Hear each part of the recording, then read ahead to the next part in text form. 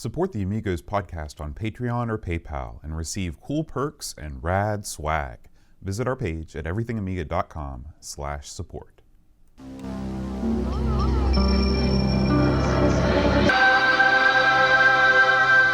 Amiga, the first personal computer that gives you a creative edge.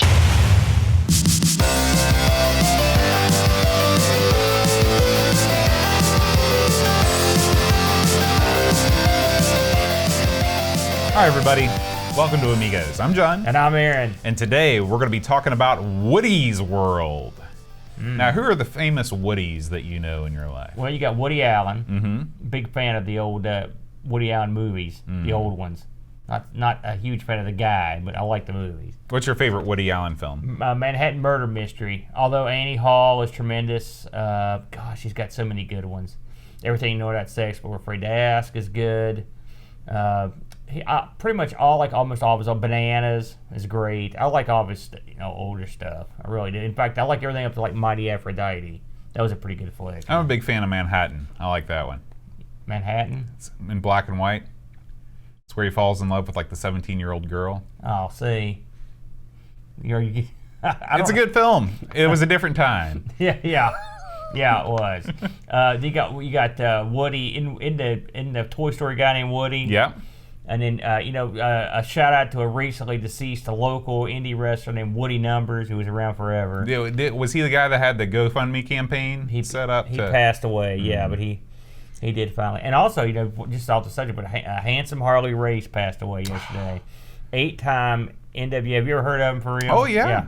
8-time NWA World Champion. And had a great head of hair, big afro, and chops to beat the band. He was an awesome worker and one of the legitimate bad dudes in wrestling. Where would he be on the? Okay, he is almost on the Mount. I was going to say, who's on the Mount Rushmore of wrestling? He'd be like if they had maybe 2 or 3 more spots, he'd be there. He's in the top 10, so certainly. He's a big deal, and was well respected dude. And one of the last, he went to Japan and decided to drop the NWA World Title to Giant Baba and just did it. He didn't tell the NWA. Really? And everyone never okay, because no one would screw with Harley.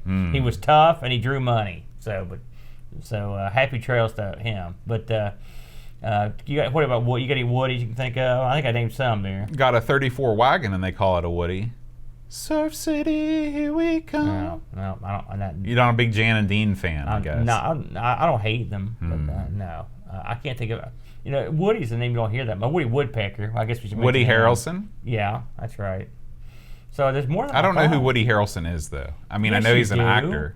You ever watch Cheers? Is he? What's his name? Chet? No, his name was. I think his name was. I don't know what his name was. He was the bartender, though, that's right? Yeah. Okay. It may have been Woody. I don't remember. You ever seen Zombieland? That's a great movie, and the sequel's going to come out, and he was in that. Is that the one with the Hot Fuzz guys? No. Did the zombie movie, or was that Hot Fuzz? No, that was a whole different zombie movie you're thinking of. He was in those, what's that stupid thing with the chick with the bow and arrow? Everybody loves. He was in those. Yeah, Hunger Games. He's been in everything. He's been in tons of stuff. He was in, did you ever see his bowling movie he was in, Kingpins? That was no. We were talking about sports movies that I've never seen. And we were talking about golf movies, and I haven't seen Kingpin either. Kingpin's good. It's funny. But there's a Woody now and again, but not too many of them out there. That's all I got. I think we've exhausted our pre-show banter. I should have wrote down a bunch of Woody's beforehand. I didn't realize it was going to come up.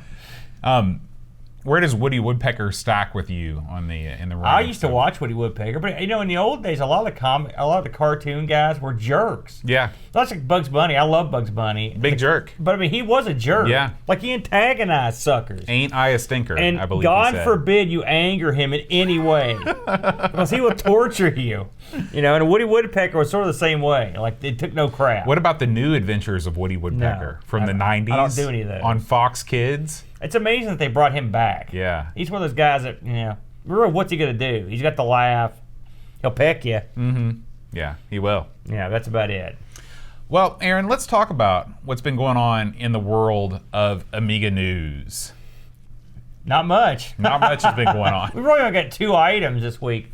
I just wanted to touch base for Amiga fans like us. The Retro Hour has quite a lineup this week. I haven't got to listen to this shit because I just noticed it today. It just came out yesterday, I think. Episode 184. Of course, our buddies are the two fellows at Retro Hour, Dan and Robbie, and they have an interview here with Sean Southern. Now, this guy, a luminary in the field of Amiga. Among the things he worked on was a Lotus Turbo Challenge, Supercars, Kickstart. He's done a lot of good stuff, so I'm sure that's tremendous. They always do. They get big names on there, and they do a lot of very good interviews. We should also just briefly touch on our good buddy, the Dream Ketchup boat. He's got a keyboard surgically attached to his hiney. Because he's a typing and article and video making machine. And he went bananas. We're just going to briefly touch on some of the stuff he did. It's crazy time with the DK. So, just coming out, I believe this just came out not too long ago, and I don't think we touched this, but maybe we did. It's right in that wheelhouse. Did we talk about his game Fuzzball that he put out? Fuzzball is a game I've heard of this game, but I've never played it. It's a kind of a nutty little game, kind of puzzly. He takes a good look at that little number. He's got a bunch of stuff up here. It's just so too much. I haven't got to read the biggest chunk of this stuff. So he also did an article here on Zombie. Now I believe that was part of the Joe the Zombie Hour. The Zombie Hour of Power. It's funny how often that comes up. The zombie, because we played every conceivable. In fact, it's going to come up again later. By the way, I'm just going to tell you that right now. We played Zombie. And what's the name of the guy that was it George Romero that was the creator of Zombies?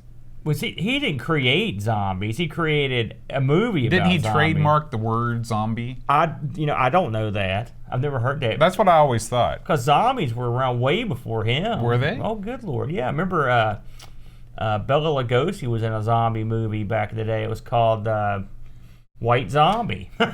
Really? That's where the name of the band came from. Oh, yeah. I always thought that Night of the Living Dead, that was the first time anybody had ever uttered the word zombie. No, sir.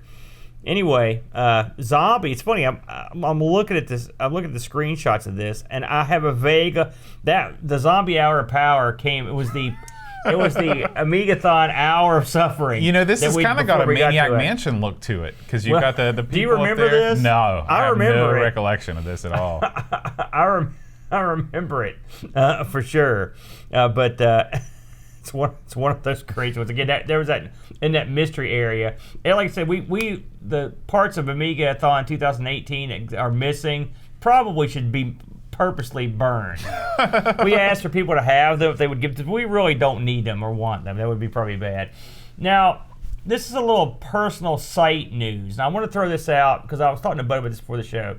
And it requires some explanation, Bud, this little story here. So, I was nosing around on Facebook. It's been about a month ago.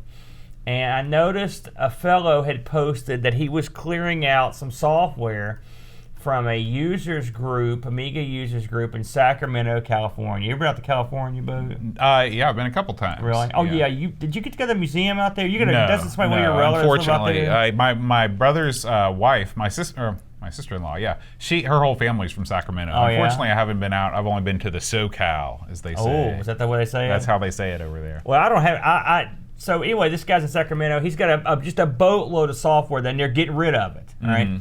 Now, for people that listen to the show, they realize that in the U.S., Amiga software is difficult to come by. In fact, of all the places I've been, I've only seen a few Amiga titles ever, and I bought every one I've seen, which relate with discs. I got SimCity and something else, but it was like hardly anything. You never see it on in this area anyway. So I sent the guy an email, and he said, "Listen," he goes, "I'm bundling this stuff up and testing it. I want to sell it in bundles of 100 pieces." All right, and so he and they were selling it pretty reasonably, and he assembled a package of it and gave me a price with shipping and everything, and it was going to be expensive. Okay, So I mentioned it on our Discord. God bless the Discord. We love it. And sure enough, a friend of mine out there, one of our Discord buddies, David, happened to live near Sacramento. And so we sort of talked, the three of us, and worked out a deal. And so David went and I paid this guy. David went and picked this software up. 100 pieces of Amiga software. All right. A long list. Everything from games to music to art to utilities. And all points in between. Kid software, a bunch of crazy stuff. And so what I thought we would do was, now that we've got all this stuff, David's got it. I talked to David. We've agreed that, and in exchange for David, and me and him went in and picked out some stuff we wanted. That seemed fair. And then, but there's still like 90 some pieces of software left to go. So I thought this is a good time to open this up. So what we're doing is this software is going to be available for any of our Patreon members. Now, I announced this on our Discord 2 days ago, and there's a spreadsheet that's up that you can go look through, and so you can basically put your name on something, claim it.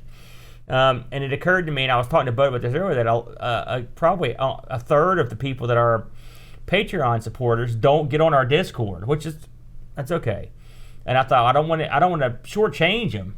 So if you are a Patreon member and would like to have a look at this software to see if there's anything you'd like to get, I have an email address here that you can contact me at if you're not on Discord, or you can sign up for Discord, which we'd love to have that.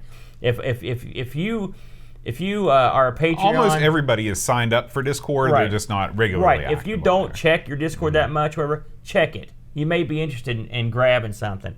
If you are not on Discord and you're a Patreon, you can send me an email at aaron@amigospodcast.com, and I will get with you and we'll get you set up on how to check this out. It's sort of our way of saying thank you for your patronage. We appreciate it. And we're trying to give a little bit back. Now, we're going to open the doors on this for about a month. I figure that should give everyone enough time to go through and claim as much as they want. David and me have worked out a deal. So here's the way it'll work. This software, we're just giving it away. All right, a lot of it's boxed. It's in the box. Some of it's not, but most of it's boxed, and a lot of it's been tested. But this is free software, effectively, and I mean originals with the box. If you are willing to pay for the shipping on this, and you provide the shipping and an address, it's yours. That's all. You claim it, it's yours. That's all there is to it.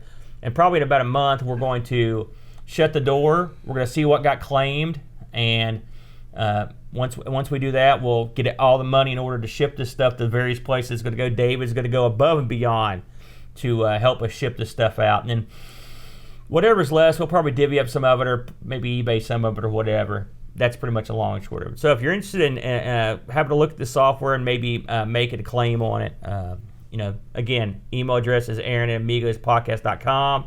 And if you are a Patreon, drop me a line or check your Discord. Hey, if you're not a Patreon, you want to get in on it, or at least check out Discord, feel free to join up. It's $1. You're in. Hop on Discord with us if you have a good time, and then maybe you'll find something on there you want. Absolutely. There you go. All right, Aaron. Well, let's go ahead and jump right into this week's game. Ooh, okay. So this week's game, Woody's World. Now, I always ask you this. I'm going to ask you one more time. Had you heard of this before this week? Never.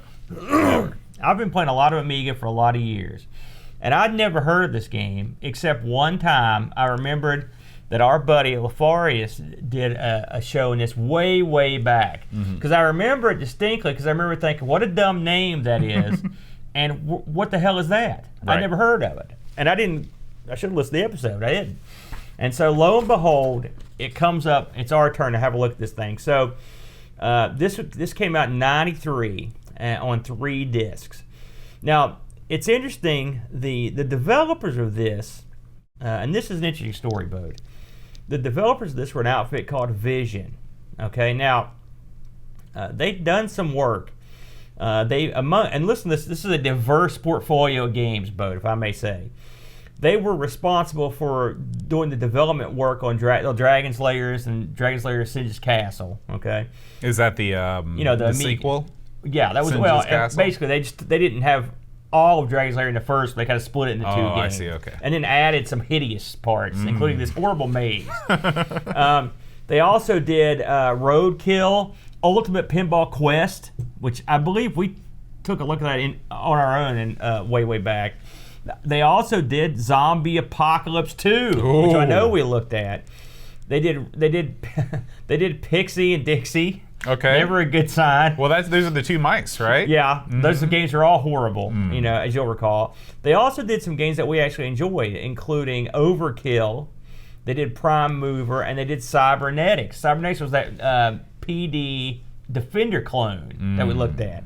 And Overkill was that game where that huge ship that comes out and it drops off your little tiny crap It's ship. a Defender clone, I remember. No, the Defender clone is Cybernetics. I think Overkill was just sort of a shooter shooty game.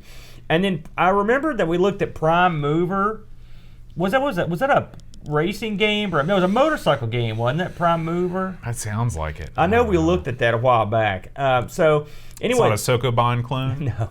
So they've done some cool. They did a lot of wacky stuff. I'll give them that. The guys that worked on this game, I should mention, it was published by Acid. Now, Acid also did a ton. They published a ton of stuff, but I read somewhere on a chat room. You can take this with a grain of salt. That Acid and Vision shared an office building, so that may have something to do with that. I don't know, but it could be not true. Vision also. So Vision gained their rep from working on these PD games like Cybernetics. Cybernetics was a real popular game, public domain game, and it did look really good. I remember when we played it. And a lot of people, I read a lot of reviews on this game that said that this was their first commercial effort outside of public domain. But from what I've been able to read, this was like their 6th or 7th commercial effort. So it's not like that. But so they'd been in the game. I would be real surprised if a game of this caliber would be somebody's first effort. Yeah. By the way, these guys are out of New Zealand. Auckland, I believe, and so apparently is Acid. Okay. So these are guys from New Zealand. So we got people down there. So maybe someday we'll get to inside scoop on some of this stuff. And so anyway, so Woody's World. The guys that worked on this were a fellow named Paul Andrews coded it. The graphics were done by a guy named Rodney Smith, and the musician on this was Blair Supachich.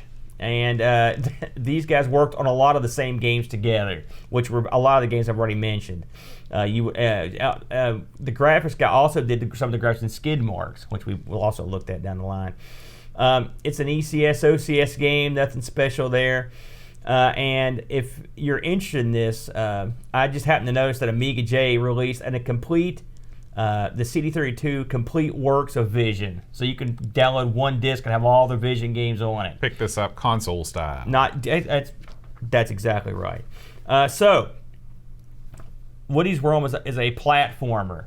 All right, it's a game. Now, did you read the manual for this at all? Yeah. Let's just start there. You did. Yeah. So you read that backstory. Yeah, the backstory is ludicrous. Yeah, it's ludicrous. Go ahead. So there's you've got all these castles, and there's a king, and there's crystals that have been stolen, and you have to investigate to see where the crystals are hidden. And so you embark on this quest. Woody embarks on this quest. I can't remember if there's a princess involved or not. No, you skipped over the most ludicrous, most idiotic part. So at the beginning, if you read the manual, Woody's in there with the king. Okay, and the king is sniveling and whining, oh, they stole my crystals, I'm screwed. Right. And this is told from the perspective of Woody. And Woody's like, man, this is boring. The king is dull. So all Woody wants to do is participate in the Elf Olympics. They're upcoming Elf Olympics. I forgot about the Elf Olympics. And so he talks about it over and over and over. He's like, man, I can't wait for those Elf Olympics. And so just to shut the king up, he's like, okay, fine, just tell me what the quest is. And the king sort of gives him he starts going into this long description of the quest. He's like, got it, Crystal Palace is okay, fine, whatever. I thought to myself, how was this written like this? Right. Why would you want to make your story boring? It's like you're playing an obnoxious like guy who doesn't care about the king's feelings and is in a hurry to go have an adventure. That's all he cares about. Now, you talked about Elf Olympics. What was that game that Elf Bowling. No, what was that game that you and Brent played on ARG, which was like an Elf Olympics game? You're talking about that was an arcade game that Brent picked. I remember that episode because Brent was dressed as Zeus. those guys were gnomes or something like that. Okay. Gnome Olympics. And no, I wish I could remember the name of that game because I just watched some of that the other day because I remember Brent like that's what we do. We like to race our gnomes. But yeah, this is a whole different game from that. That was an actual race. Although that may be the sequel. Maybe that's what they with. So you're Woody in this, and your goal is to go out and go through these various palaces and get back the lost crystal. That's the gimmick. Mm-hmm. Now, Elf Olympics and Depressing King aside, this is just straight up platformania. Mm-hmm. Woody is just a normal looking he's in the patented wizard outfit, mm-hmm. which is funny because I don't recall him doing any magic or being mentioned as being a wizard. Well, I think that's just what people wore back then. They wore Merlin suits? They wore, it's sort of a colorful tunic. That's a Merlin suit. That's what that is. Because you see the opening screen, he's wearing it. He's like, he's got the Merlin toque. He's got everything. Merlin wore that tall, pointy hat with the stars. That's right. But I mean, in the opening, he's got it looks like he's wearing the whole suit. Okay. I'm just saying. Okay. So, enough of that. Your first impressions as you booted this thing up. Very impressive. Oh, yeah? Yeah. I was expecting a real drag to play this game. One thing that we didn't talk about is that I've started a new video series on the channel. We should have mentioned that. The ranking of Amiga platformers, where I will endeavor to play as many platformers as I care to before I get bored.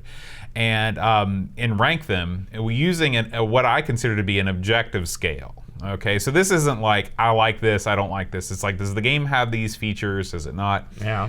Woody's World is the highest ranking platformer that I've played so far. The thing that grabbed me at first was music and sound effects at the same time on an ECS OCS game. It's a rare breed on an ECS OCS game to have music and sound effects at the same time. It did come out in '93. They had learned something by then. Yeah, I don't know. Talk to the Super Frog people about that. Super Frog had both. Well, it's got its own problems. But anyway, I was impressed. My first impression was this is better than I thought it would be. As the thing boots up, music's really good. Then the music slides significantly after that. Do you think so? What it reminded me, what it reminded me of a lot?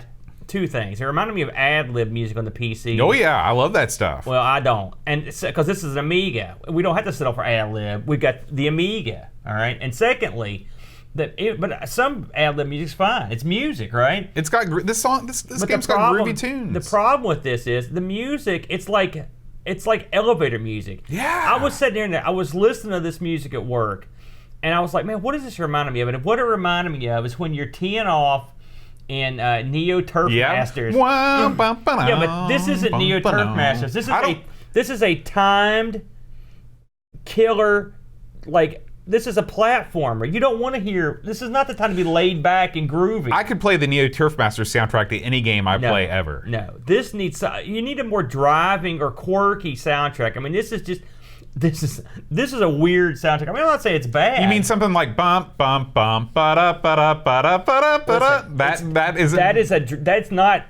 not easy to listen to music. That's quirky, fun music. This music's neither quirky nor fun. Listen, I know you don't like Super Frog, but you got to admit this music that's quirky and fun. You can't deny that. I don't see any difference between the music in this game and the music in Super Frog, which I think is good. Are you kidding me? There's a ton of difference. Super Frog's got tons of samples and stuff playing. This has got nothing. This is straight up MIDI action. Okay. So right off I didn't like the music. We should get into the more detailed aspects of this game. So it is a platformer, but it's not like just a straight platformer. We can't have that. It's got to be, they had to do some stuff to it. So first thing they did to it is, there's a timer. If that's not your bag, and the timer comes into play for reasons I'll get to in a minute. For me it did, maybe for you it didn't. Secondly, this is not one-hit kills. I'll tell you its credit. It gives you a life very bar generous life that bar. can expand. Now, you would think to yourself, this is great, a life bar, tremendous. Well, it's tremendous with a but. And the but is this. It's like me. No, you tremendous and a but would be you. No, in this game, your life bar is great, but, and this is the sure sign of ham and egg and some programming. When you hit something, there's no second or two of invulnerability, and no flashing. That's a major fault no with knocking this you game. back. Yeah. You can just sit there and it just, whatever's on you can just sit there until you die. Yeah. And so that huge life bar can be gone like that. You're absolutely right. And that's a no-no. Yeah. So that's a big major flaw. I can't say anything about the controls. I thought it controlled well. Now, Woody, when you stop moving, Woody does slide a bit in the true platformer tradition. Right.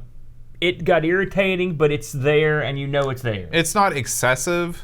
I always think about Mario being the quote-unquote perfect amount of slide. And I would say that it's more egregious than that, but it's not egregious like where you feel like you're on ice. That's right. So I will say Woody totally, for control-wise, is totally fine. Plus, it supports 2 buttons if you've got and the options there if you want to use it. Now, hilariously, I just used the 1 button because I play this. How crazy is it? This is an ECS OCS game with 2-button support. Well, 93. I mean, it's not like the AGA had anything to do with button support. Yeah, I thought that was a big... had 2 buttons too, and it was the same thing. So yeah, you another example of how AGA is such a disappointment. AGA has nothing to do with button support. It has nothing to do with better graphics either, apparently. I'd hate that to murder you right here in the show. So, anyways, so I give it. So you got your control, right? That's good. Yeah. You've got a minimal amount of slide. That's fine. What else do you got in this game? Well, in a lot of platform games, you get through the level, you're out the door, right? Traditionally, that's the way it goes. But for some reason, I was going to ask you if this is something that happens on the consoles, because it seems like it's an Amiga staple. Are these games, these platform games that don't let you leave? And this is another one where you have to go through and get a certain amount of treasure chests before the game will let you leave the level. Yeah, I think that is, I don't know if it's an Amiga thing, but it's definitely a computer platformer thing more than a console platformer thing. I don't like it. What about you? I don't like it either. In fact, I don't think we. I like to be rewarded for reaching the end of the stage. That's right. And now, what it does do in this is it does. Some games you can explore because it's fun. This game, you have no choice. You are exploring that game. Oh yeah, and it's. I would call it a European thing. These are definitely maze-like platformer levels, a la Turrican, a la Lionheart, where you don't have a linear path. You're traveling in both directions. And I will say that I often got lost. It happened to me I can't tell you how many times the time ran out with me sitting there going, it's very frustrating. It was very frustrating to not be able to find your way out. Well, I mean, you can find your way out, you just can't leave. You've got to find all these treasure chests. That means you have to go all over the place looking. Right. So Super Frog like this too, by the way. So when there's a lot of Zool, same thing. Zool, yep. So when you start this game, there's sort of there is no intro movie. No, Zool is not that way. Yeah, you don't have to collect stuff in Zool. Yeah, you do. You have to collect a certain amount of pickups. No. Yeah. I just played Zool the other day. I know. I watched your video. You have to collect. You can't. What do you have to collect? The candy. It's not the candy. The candy doesn't do anything but does. increase your score. No, it's Kid Chaos that you're thinking of. Where it's Zool. Well, Kid Somebody Chaos help me out here in the chat. Kid Chaos is another example where you've got to crush the flowers to escape. That's another one. But anyway, this game starts you out with there's no cinematic. There's no explanation about what you're doing, and there's certainly no mention of the Elf Olympics being involved. Much to the game's detriment. And so, yeah, because that sounds like a better game. And so what you get is when you start, it's an overworld map. They give you all the palaces laid out. You don't have any choice though. It's not you can attack them in any order. Eventually, you get a small choice. You get branching pathways. So. The map looks good. You start the game. There you go. Now, we've mentioned the sound, the control. We've mentioned what your guy does. So in the level, and I played a little bit of every level. All right, and so one of the things that you'll see as a constant are the bad guys are there. You don't get a big variety per level. In the opening levels, for example, there's a what is that, like a beaver or a squirrel or something that you see all over the place. Yeah, and it's just repeated over and over That's again. right. And you also will see these birds that have spikes on their heads, which, by the way, I didn't think you could jump on those, but you can. Which makes me wonder why they have spikes on their heads. Yeah, there was some enemies in the Addams Family Spectrum game that were like that too. Don't put spikes on enemies if you expect players to jump on them. That's right. Now, the enemies in this have like little preset courses that they work, all right? So they don't chase you. They just sort of do their thing. Meander about, Brian the Lion style. Yeah, that. And so you can jump on their heads, and then, or later on you can shoot them, which we'll get to that in a minute. The enemies are I didn't see any enemies that I thought were particularly interesting in any way. They don't do anything of any consequence. You have one button to do something with if you're playing with two buttons, one to jump. So what does your button do? Well, at first it doesn't do nothing. It doesn't speed you up. It doesn't do jack squat. It's reserved. So as you go through the game, there are a couple power-ups. Mario, it's not Mario World or anything. I mean, you've got a couple power-ups. So what do you got? You've got a crown. If you get the crown, you're now King Woody. King Woody can jump a little bit higher and is a little bit faster, okay, and can access the King Woody areas. You've got like Prince Woody, I guess, where he gets this scepter. You've seen the scepter, and the scepter, and also these will allow you to shoot. We'll get to shooting in a second. The scepter gives you Prince Woody, which he can jump higher, is faster, and has a sort of a sidekicky gimmick. Super kick. I guess that's like Shawn Michaels. And then sometimes you'll just see a star. And if you click that, you've got a star. Now, there are two. The other things automatically give you the star power. So what is the star power? Well, star power is you can shoot a star with your button. Now, there are two types of star shots that I saw. There's a star shot that sort of, you throw the star and it sort of dies. You know what I'm saying? It just goes, peters out. It tips over if you throw it. Then there's just a straight on shot. I like the dying one better because you can throw it over corners and stuff, over ledges. Yeah. I liked it better. But the star shooting, it helps a lot because jumping in this is all. I mean, it's okay, but it's funny if the enemy's not chasing you. It's hard to. You can sort of predict what they're doing, but it's still weird to jump on them. It's for me, I found it difficult. It's very similar to a lot of platformers, including Super Mario Brothers. I mean, none of the enemies in Super Mario Brothers chase you either. Right. But I mean, the enemies were just goofy. There's nothing wrong with them. They're not even interesting, but they're there. Yeah. So how do you obtain these items? Well, you jump up and hit these blocks. Sound familiar? These blocks have stars on them. You hit them, and so you either get a coin or one of the things we mentioned will pop out, or a 1-up. Now, when this stuff pops up, you don't just get it, or you don't jump up there and get it. It sort of falls off. And I was watching your video and laughing as that stuff would fall away. It's very aggravating. Chasing it, trying to chase it down. Yeah. It's usually not too bad if you're prepared for it. Right, but I mean, it just seems like it's a needless. You're adding a needless obstacle to the player. Well, it is amusing that when you need that extra man and you just see it falling away. Now, I mean, again, to compare this with the most famous platformer of all time, Super Mario Brothers, you hit a mushroom and it does travel away from you, but it doesn't physically fall off the world. Yeah, this one, because these fall off the screen. Yeah.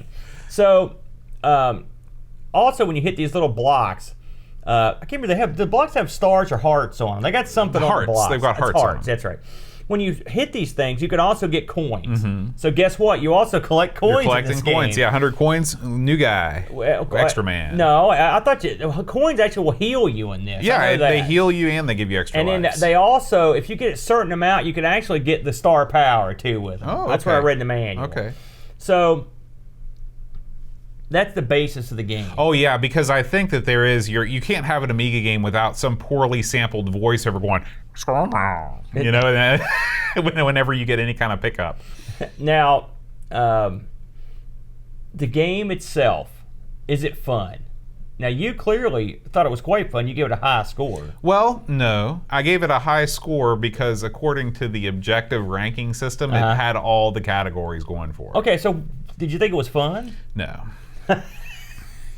See, that's what throws me about your scores. Because, I mean, it's objective. It's not subjective. Fun, you can't objectively measure fun. This game it's exactly like what we were talking about on the Discord, where it was just, the programmers knew platformers were a big deal. Yeah. Okay.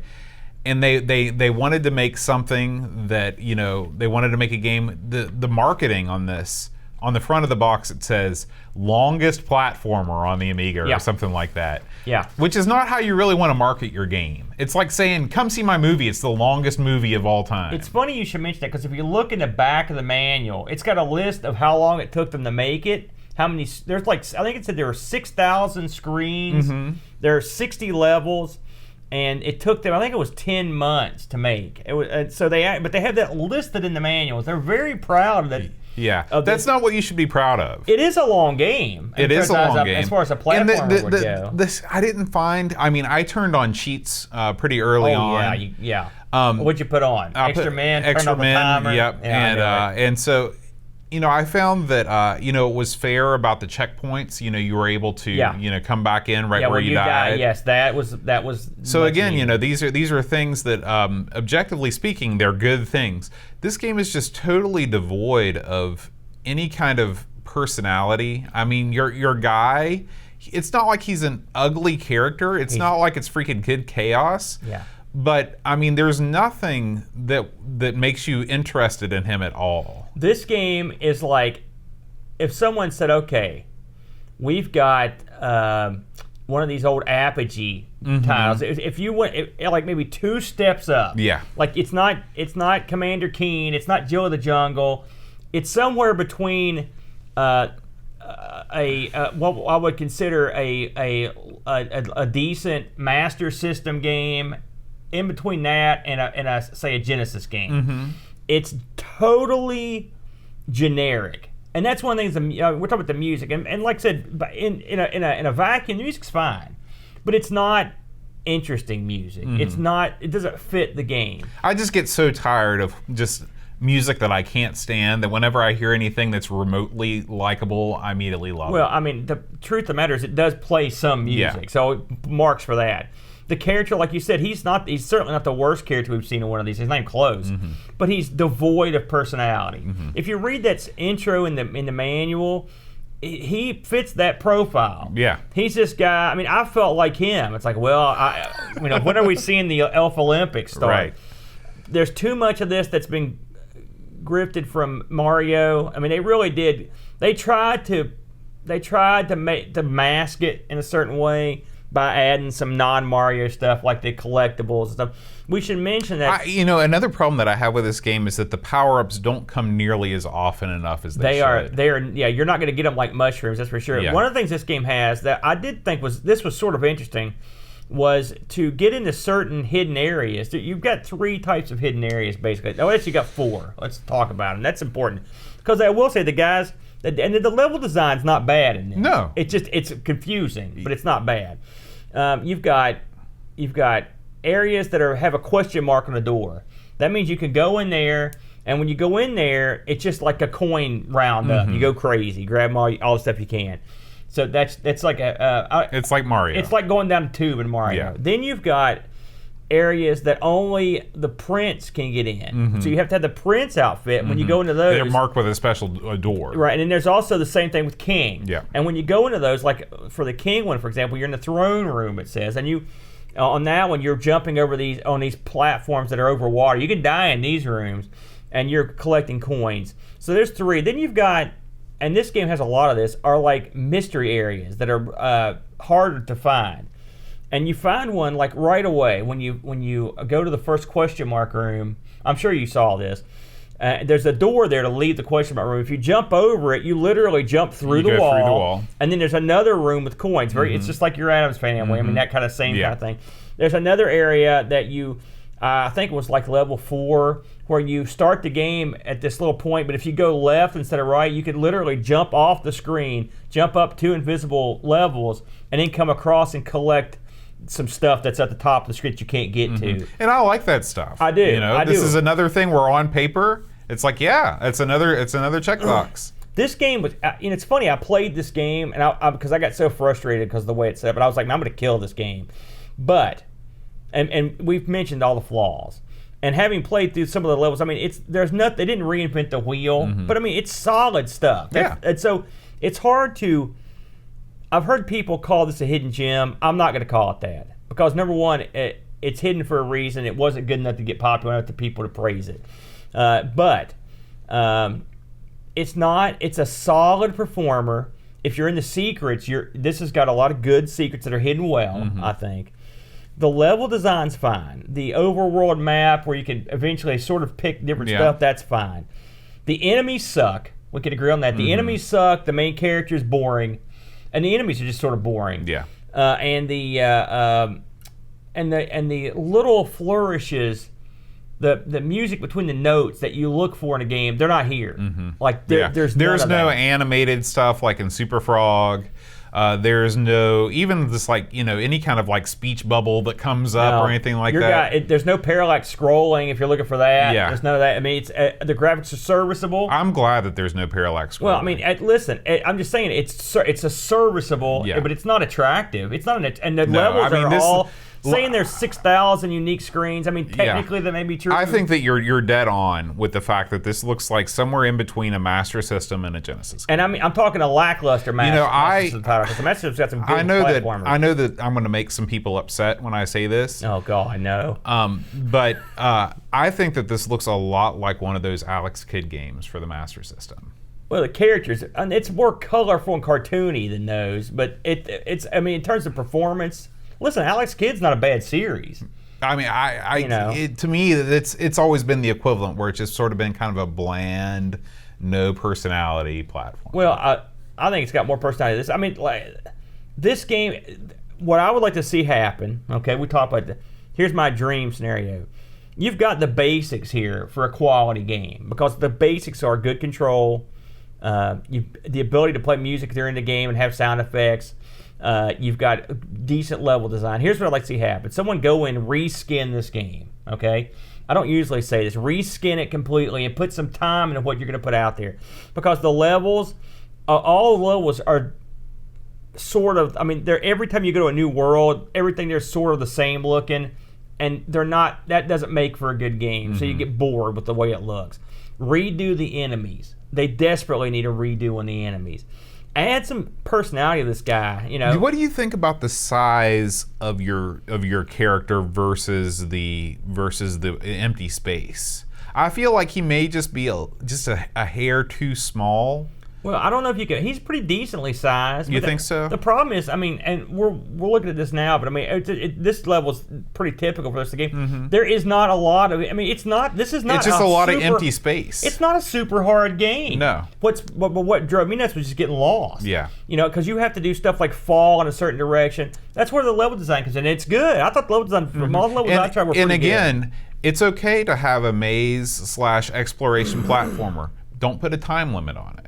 Don't put a time limit on it. Let the player enjoy exploring the level without fear of being penalized. This is my other gripe. If you're going to remake this game, get rid of the timer and get rid of the collecting. Yeah.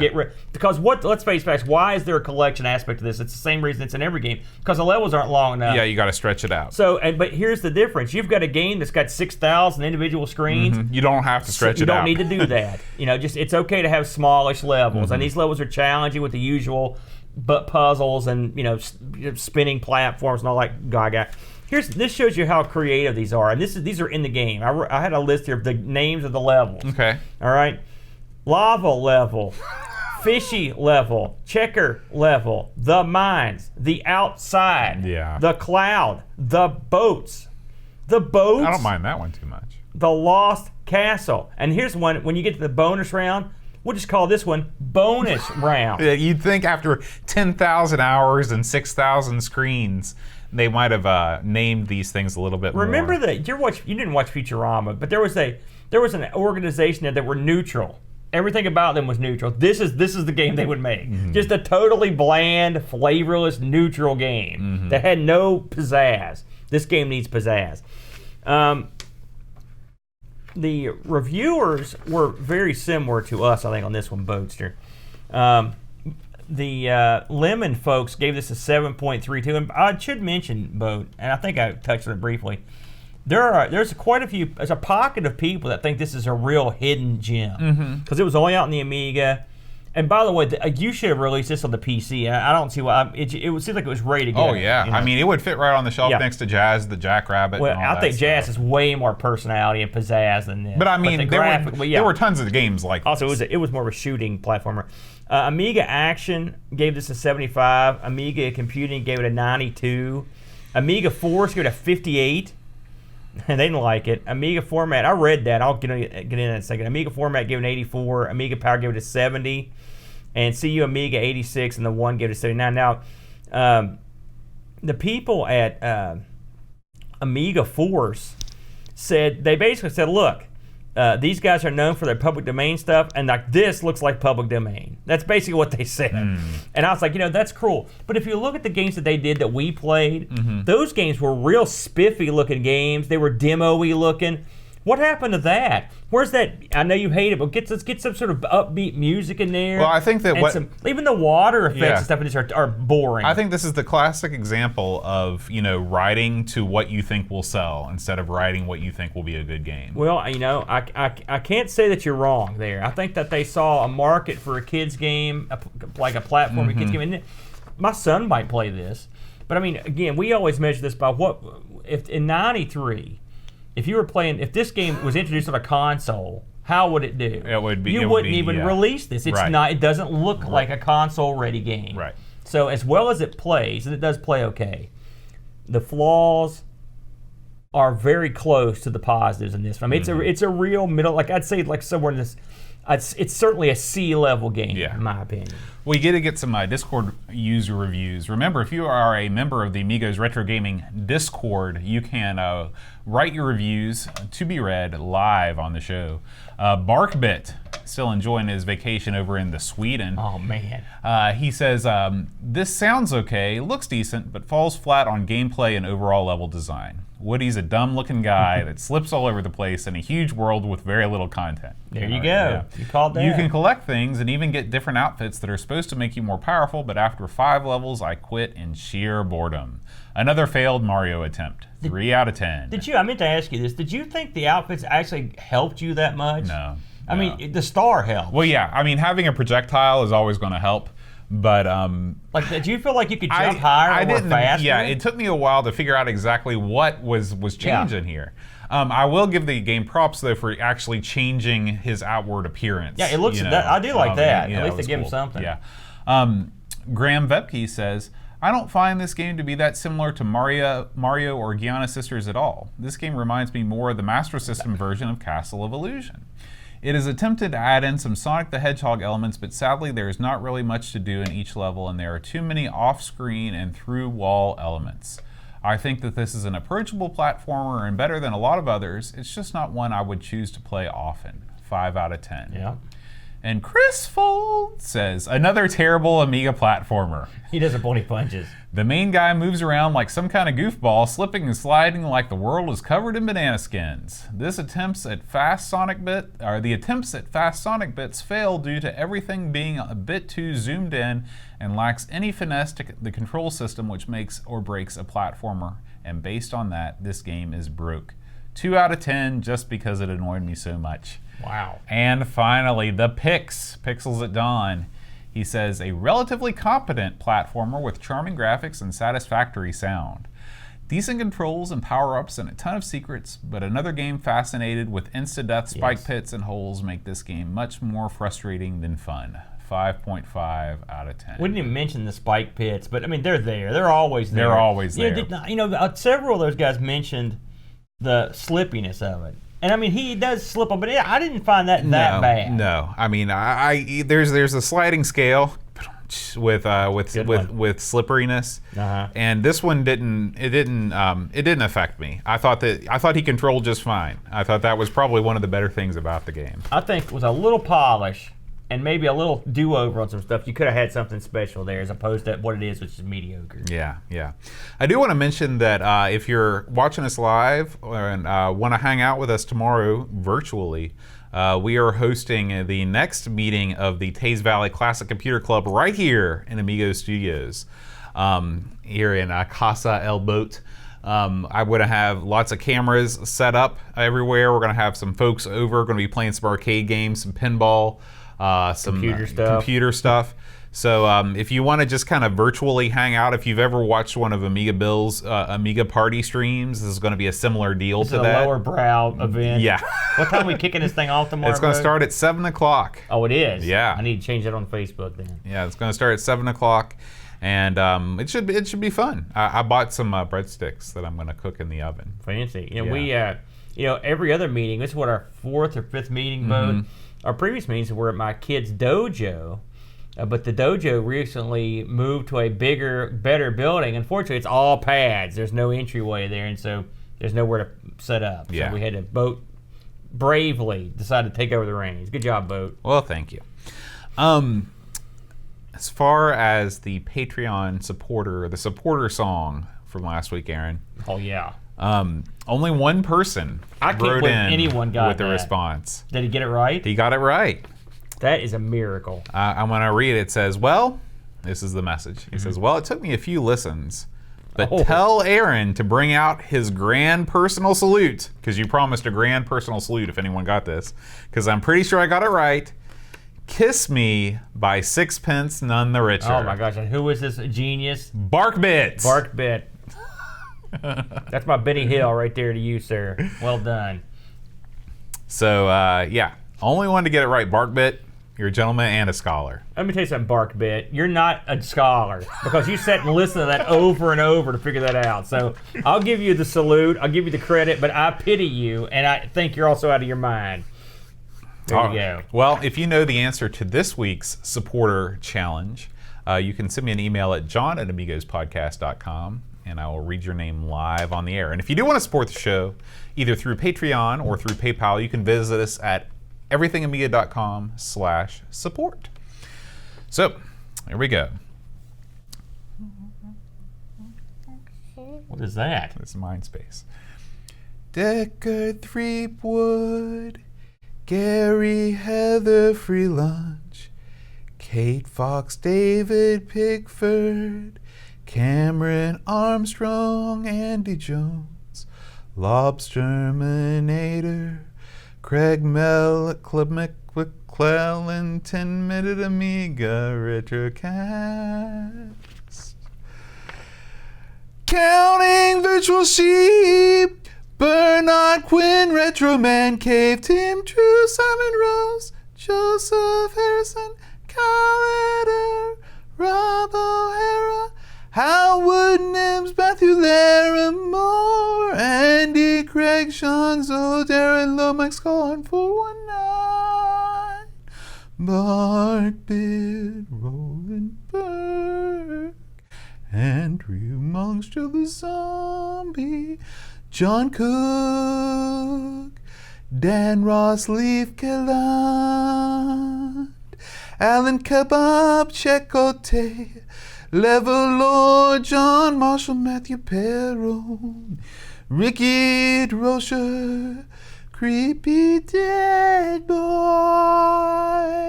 Biggie C, Dizzy, The Slow Norris, Tiffalon, Sword Martinson, and then Heron, Windows 75, Christopher Hassel, Ravi Abbott, Chris Foles, Dreamcatcher, Lloyd Shuru, Graham Vebke, Lane Denson, Adam Battersby, O'Brien's Return Bandage, Gary Hackett, see Brian Jones, Paul Harrington, Knockins House, Tibbs Ruther Graham, Josh Ned, Adam Bradley, Jonas Rulo, THG, Eric Nelson, Kim Tommy Humbert, Stad, Daniel Bingston, Brutal Barracuda, Darren Coles, Jason's Runs, Pixels at Dawn, and Kjolbjorn Barman. My God. I think you had multiple personalities singing several different tunes right there. Well, You were really going up there for those. I have to. I mean, I owe it. I owe it to all of you. I never knew you were soprano. You don't know a lot of things. Your about range me. is unbelievable. I mean, it's unbelievable. Aaron, next week, we're going to shift gears, get out of the platforming world. We're going to delve deep into the deepest of strategy games. We're going to talk about Battle Isles. Oh, I've heard of this. Yes, I was tipped off on this one. Yeah, me too. Me too. All right, so we hope to see you. We want to thank all the fine folks over in the YouTube chat. We got Pixels at Dawn, Barkbit, Mr. Guga, Picard 2005, Three Woods Thrifts, Necro Noms in the house, Duncan Styles. So thank you guys, Ken Smith. Thank you guys so much for joining us. We will see you next week. Until then, adios.